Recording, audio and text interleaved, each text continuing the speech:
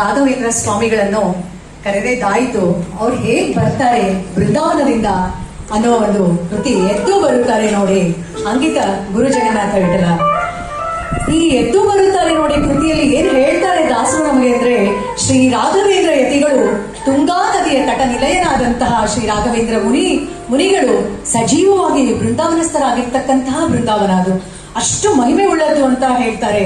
ಅಪಾರವಾಗಿದೆ ಈ ಮಹಿಮೆ. ಅಲ್ಲಿ ದರ್ಶನ ಮಾಡಿದಾಗ ನಮಗೆ ಆ ಹಾಡು ತನ್ನಷ್ಟಕ್ಕೆ ತಾನೇ ಬಂದ್ಬಿಡ್ತದಂತೆ, ಎದ್ದು ಬರುತ್ತಾರೆ ನೋಡಿ ಅಂತ ಹೇಳಿ. ಈ ಬೃಂದಾವನದ ಯಾಕೆ ಅಷ್ಟು ಆ ಬೃಂದಾವನದ ಒಂದು ಪ್ರಾಮುಖ್ಯತೆ ಇದೆ ಅಂತಂದ್ರೆ, ಈ ಬೃಂದಾವನದ ಶಿಲೆ ಶ್ರೀರಾಮ ಮತ್ತು ಸೀತಾದೇವಿಯ ಪಾದ ಸ್ಪರ್ಶವಾದಂತಹ ಪವಿತ್ರವಾದ ಸಾಲಿಗ್ರಾಮ ಶಿಲೆಯಲ್ಲಿನೇ ಆ ಬೃಂದಾವನ ಮಾಡಿರ್ತಕ್ಕಂಥದ್ದು. ಅದಕ್ಕೆ ರಾಯರು ತಾವು ಬೃಂದಾವನಸ್ಥರ ಆಗುವಕ್ಕಿಂತ ಮುಂಚೆ ತಾವು ಜೀವಿತಾವಧಿಯಲ್ಲಿಯೇ ವೆಂಕಣ್ಣ ಎಂಬ ದಿವಾನನ್ನ ಕರೆಸಿ ಅದೇ ಶಿಲೆಯಲ್ಲಿ ನನ್ನ ಬೃಂದಾವನ ಮಾಡಿಸ್ಬೇಕು ಅಂತ ಹೇಳಿ ಮಾಡಿಸ್ತಾರೆ. ಆ ರಾಯರ ಬೃಂದಾವನದಲ್ಲಿ 4 ಭಗವಂತನ ಸನ್ನಿಧಾನ ಇದೆ. ಯಾರು ಅಂತಾರೆ, ನರಸಿಂಹದೇವರು, ವೇದವ್ಯಾಸ ದೇವರು, ರಾಮಕೃಷ್ಣರ ಮತ್ತು ಆ 4 ದೇವತೆಗಳಿದ್ದಲ್ಲಿ ಪ್ರಾಣದೇವರು ಸನ್ನಿಹಿತರಾಗಿರ್ತಾರೆ. ಹೀಗೆ ಪಂಚದೇವರ ಒಂದು ಸನ್ನಿಧಾನ ರಾಯರ ಬೃಂದಾವನದಲ್ಲಿದೆ. ಈಗ ಎದ್ದು ಬರುತ್ತಾರೆ ನೋಡಿ.